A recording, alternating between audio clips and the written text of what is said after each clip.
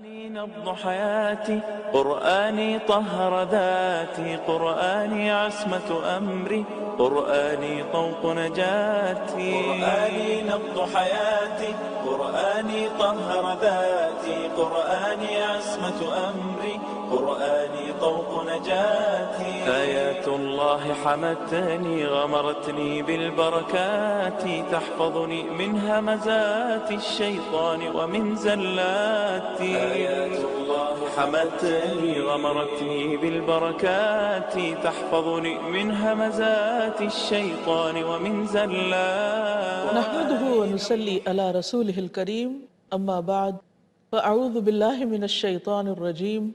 بسم الله الرحمن الرحيم. رب اشرح لي صدري ويسر لي امري واحلل عقدة من لساني يفقهوا قولي. السلام علیکم ورحمۃ اللہ وبرکاتہ۔ مل جل کر رہتے ہوئے انسانوں کے درمیان بہت سے واقعات پیش آتے رہتے ہیں۔ واقعات سے ہی خبریں بنتی ہیں، لوگ خبریں بیان کرتے ہیں، اور بعض اوقات وہ خبریں کچھ سے کچھ بن جاتی ہیں جن میں حقائق تبدیل ہو جاتے ہیں۔ کئی دفعہ ایسا بھی ہوتا ہے کہ ایک معمولی سا واقعہ غلط بیانی کی وجہ سے، تحقیق نہ کرنے کی وجہ سے ایک سنگین حادثہ اور ایک سنگین واقعہ بن جاتا ہے۔ اس لیے ہمارے دین نے ہمیں سکھایا ہے کہ ہم کوئی بھی بات دوسروں تک پہنچانے سے پہلے اس کی تحقیق کر لیں۔ قرآن مجید سورۃ الحجرات کی آیت نمبر 6 میں اللہ تعالیٰ فرماتے ہیں، یا ایہا الذین آمنوا ان جاءکم فاسق بنبأ فتبینوا ان تصیبوا قوما بجہالۃ فتصبحوا علی ما فعلتم نادمین۔ اے ایمان والو، اگر کوئی فاسق تمہارے پاس کوئی خبر لے کر آئے تو اس کی تحقیق کر لیا کرو، ایسا نہ ہو کہ تم نادانستہ کسی قوم کا نقصان کر بیٹھو، پھر تمہیں اپنے کیے پر پشیمانی ہو۔ اس سے پتہ یہ چلتا ہے کہ اسلام ہمارے اندر تحقیقی مزاج دیکھنا چاہتا ہے۔ ہمیں لوگوں کے متعلق، ان کے اعمال سے متعلق جلد بازی میں رائے نہیں بنانی چاہیے، خصوصاً کسی بری خبر کے موقع پر۔ ایسا واقعہ جس سے کسی کی بدنامی ہو سکتی ہو، یا ایسا واقعہ جس میں دوسروں کو نقصان پہنچ سکتا ہو، اس معاملے میں مزید تحقیق کی ضرورت ہوتی ہے۔ اس لیے مومن ہمیشہ سمجھداری سے کام لیتا ہے۔ اس آیت کا پس منظر کچھ یوں بھی بتایا گیا ہے کہ نبی صلی اللہ علیہ وسلم نے ولید بن عقبہ بن ابی معیط کو بنو مستلق کی طرف بھیجا تاکہ وہاں سے صدقات وصول کریں۔ جب ان لوگوں نے یہ سنا کہ اللہ کے رسول صلی اللہ علیہ وسلم کا قاصد ان کے پاس آ رہا ہے تو وہ سب ان کے استقبال کے لیے باہر نکلے۔ ولید ان کو دیکھ کر گھبرا گئے اور سمجھے کہ شاید وہ مقابلے کی غرض سے باہر آئے ہیں، اس لیے وہ آدھے راستے سے ہی واپس آ گئے۔ یہ بات جب بنو مستلق کے لوگوں کو پہنچی تو انہیں پشیمانی ہوئی۔ اتنے میں ولید نبی صلی اللہ علیہ وسلم کے پاس پہنچے اور انہوں نے آپ کو ان کے ارادے کی خبر دی۔ بہرحال بنو مستلق کا وفد نبی صلی اللہ علیہ وسلم کے پاس پہنچا اور انہوں نے بتایا کہ ہمیں اس بات کی پریشانی ہوئی ہے کہ آپ کا قاصد واپس لوٹ گیا ہے، کہیں ایسا نہ ہو کہ آپ کو ہم پر غصہ آیا ہو اور آپ نے قاصد کو واپس بلا لیا ہو۔ اس اثناء میں نبی صلی اللہ علیہ وسلم بھی اس خبر کی بنا پر ان کے خلاف جنگ کا ارادہ کر رہے تھے۔ بہرحال بات واضح ہونے پر معاملہ رفع دفع ہو گیا، لیکن اللہ سبحانہ وتعالیٰ نے قرآن مجید میں ان کا دفاع کرتے ہوئے یہ آیات نازل فرمائی کہ اے ایمان والو، جب تمہارے پاس کوئی خبر لے کر آئے کوئی فاسق تو تم اس کو اچھی طرح جانچ پر رکھ لیا کرو، یعنی صرف ایک طرف کی بات سن کر کوئی فیصلہ نہ کرو۔ کہیں ایسا نہ ہو کہ تم کسی قوم پر جا پڑو، ان پر حملہ کر دو یا انہیں کوئی نقصان پہنچا دو اور پھر بعد میں تمہیں اپنے کیے پر کوئی شرمندگی ہو۔ یہ ایک بہت بڑا اصول ہے جو ہمیں دیا گیا ہے۔ اس کا تعلق صرف جنگ کے واقعات اور معاملات ہی سے نہیں، عام روزمرہ زندگی سے بھی ہے۔ ایک موقع پر نبی صلی اللہ علیہ وسلم اپنے ساتھیوں کے درمیان بیٹھے ہوئے تھے کہ ایک خاتون آپ کے پاس آئیں اور کہنے لگی کہ میرے شوہر صفوان بن معطل جب میں نماز پڑھتی ہوں یا روزہ رکھتی ہوں تو مجھے مارتے ہیں۔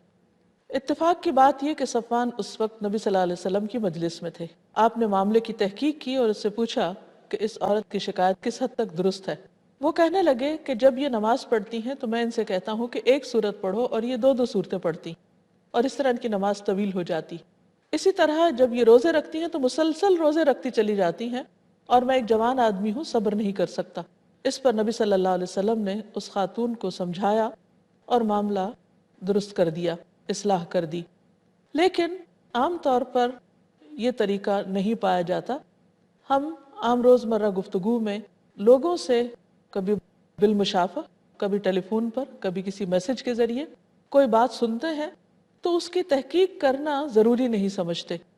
عام حالات میں تو خبر سن کر بعض اوقات ہم اگنور بھی کر دیتے ہیں، لیکن خاص طور پر اگر کوئی شخص اس بات پر کوئی رائے بنانا چاہے یا کوئی فیصلہ کرنا چاہے یا پھر کوئی ایکشن لینا چاہے تو اس کے لیے بے حد ضروری ہے کہ وہ پہلے معاملے کی اچھی طرح تحقیق کرے اور فریق ثانی کا بھی نقطہ نظر ضرور جانے تاکہ انصاف کر سکے۔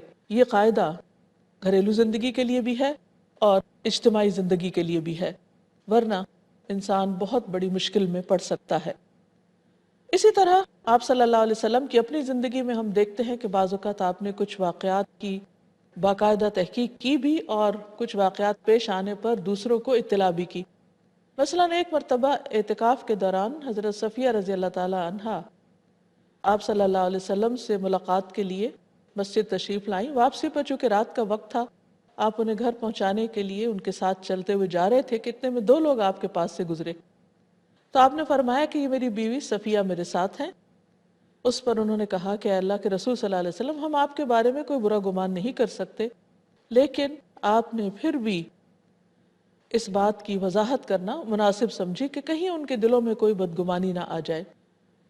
اسی طرح ہم دیکھتے ہیں کہ بہت دفعہ ہم دوسروں کے صرف ظاہری رویے کو بغیر تحقیق کیے دوسروں سے آگے بیان کرنے لگتے ہیں، ذکر کرنے لگتے ہیں، یا اس کے بعد اپنے دل میں کوئی بات رکھ لیتے ہیں اور ناراضگی کا اظہار کرنے لگتے ہیں، یا ہماری سوچ پہلے جیسی مثبت نہیں رہتی اور معاملہ بگڑتے بگڑتے بہت دور تک نکل جاتا ہے۔ اس لیے قرآن مجید کی یہ آیت ہم سب کے تعلقات کی درستگی کے لیے نہایت ضروری ہے کہ اس پر عمل کیا جائے۔ اسی طرح ہم دیکھتے ہیں کہ حضرت عائشہ رضی اللہ تعالی عنہا کے اوپر جب الزام لگایا گیا تھا، اگرچہ بہت سے لوگ اس میں شریک نہیں ہوئے تھے منافقین کے علاوہ، لیکن چند ایک مخلص مسلمان بھی اس پروپیگنڈے کی زد میں آئے جو منافقین کی طرف سے پھیلایا جا رہا تھا۔ اس پر اللہ سبحانہ وتعالیٰ نے جب حضرت عائشہ کی برات سے متعلق آیات نازل کی تو ان لوگوں پر حد جاری کرنے کا بھی حکم نازل فرمایا۔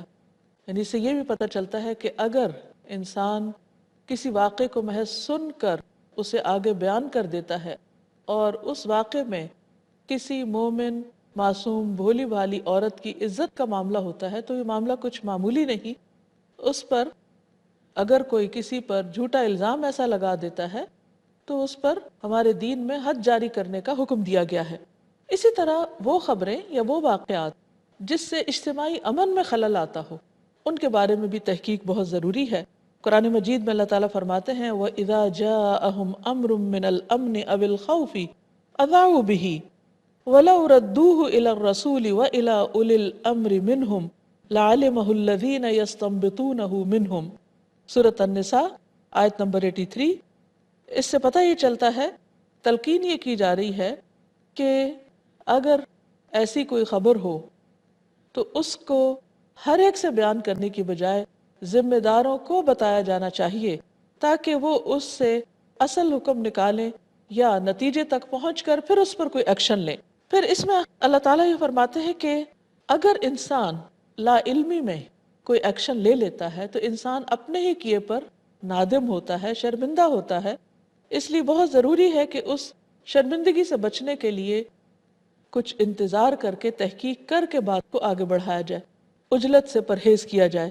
نبی صلی اللہ علیہ وسلم نے فرمایا التأنی من اللہ والعجلۃ من الشیطان، جلد بازی نہ کرنا کیونکہ یہ اللہ کی طرف سے ہے۔ یعنی انسان جب ٹھہر کر سمجھ کر کوئی بات کرتا ہے یا معاملہ کرتا ہے تو اس میں اللہ تعالیٰ کی طرف سے ایک تائید انسان کو ملتی ہے، اور جلد بازی شیطان کی طرف سے۔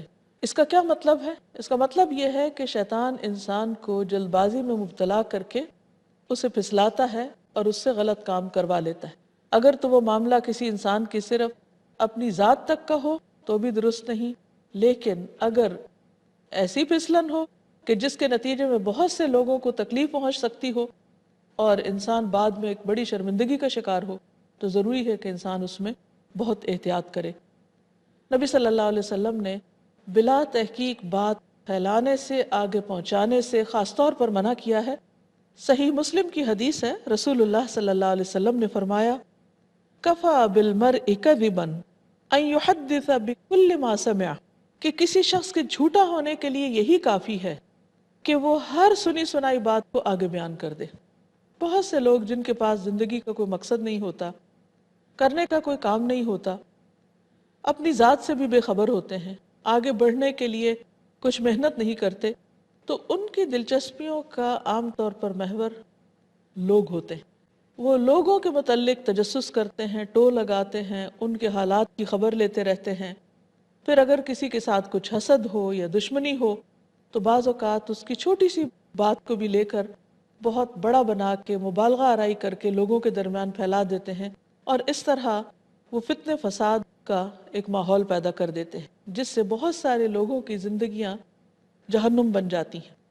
ایسے میں آپ نے فرمایا کہ اگر کوئی شخص ایسا کام کرتا ہے، یعنی صرف سن کے کوئی بات آگے پہنچا دیتا ہے جس سے اس شخص کی عزت کو ڈیمیج ہوتا ہے یا کوئی نقصان پہنچتا ہے، تو اس بات پر توجہ نہیں دینی چاہیے۔ ہو سکتا ہے کہ وہ بالکل غلط بات ہو اور وہ شخص جھوٹا ہو۔ فرمایا ایسا شخص جھوٹا ہی ہوگا کہ جس نے معاملے کی تحقیق نہیں کی، کیونکہ اس سے بہت قریب ہے کہ وہ جھوٹ بولنے والا ہو۔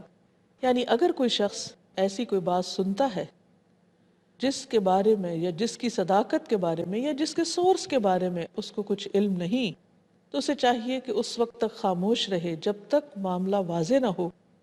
اگر وہ آگے پھیلا دیتا ہے اس غلط بات کو تو یہ چیز اس کو جھوٹا قرار دے گی۔ نبی صلی اللہ علیہ وسلم نے معراج کے موقع پر جھوٹے انسان کا، خاص طور پر جو جھوٹی خبروں کو عام کرے، اس کا انجام دیکھا۔ ایک طویل حدیث کا ایک حصہ ہے کہ آپ صلی اللہ علیہ وسلم نے کچھ لوگوں کو عذاب ہوتے دیکھا۔ اس میں سے ایک شخص دیکھا کہ وہ بیٹھا ہوا ہے اور اس کے پاس دوسرا کھڑا ہے۔ جو کھڑا شخص ہے اس کے ہاتھ میں لوہے کا ایک آنکس ہے جس سے وہ بیٹھنے والے کے جبڑے کو ایک طرف سے چیرتا ہے اور سر کے پیچھے تک چیر دیتا ہے، پھر وہ دوسری طرف ڈالتا ہے اور دوسری طرف کا جبڑا چیر دیتا ہے۔ اس دوران میں پہلا جبڑا ٹھیک ہو جاتا ہے تو وہ پہلے کو چیرتا ہے، جب تک وہ پہلا چیرتا ہے تو دوسرا ٹھیک ہو چکا ہوتا ہے اور پھر وہ دوسرے کو چیرتا ہے، اور اس طرح مسلسل اس کے ساتھ کیا جا رہا ہے۔ نبی صلی اللہ علیہ وسلم نے جب اس شخص کے عذاب کے بارے میں پوچھا کہ اس کو ایسی سزا کیوں دی جا رہی ہے، تو بتایا گیا کہ یہ وہ آدمی تھا جو جھوٹی باتیں بیان کیا کرتا تھا۔ یعنی بعض لوگ محض اب دوسروں کی توجہ حاصل کرنے کے لیے یا دوسروں کا ہر دل عزیز ہونے کے لیے چھوٹی سی بات کے اوپر مزید باتیں اپنی طرف سے ملا کے بڑھا چڑھا کے بیان کرتے ہیں، تو یہ چیز ان کے حق میں سخت نقصان دہ ہو سکتی۔ کہا کہ وہ شخص جھوٹی باتیں بیان کرتا، اس سے وہ جھوٹی باتیں دوسرے لوگ سنتے، یعنی انہیں بھی مزہ آتا۔ بعض اگر لوگوں کو پتہ ہوتا ہے کہ کہنے والا جھوٹ کہہ رہا ہے، لیکن اس کے باوجود کچھ لوگ سماعون للکذب ہوتے ہیں، بہت زیادہ جھوٹ سننے والے تھے، جھوٹ سننا پسند کرتے ہیں۔ تو اس طرح اس شخص کی بنائی ہوئی گھڑی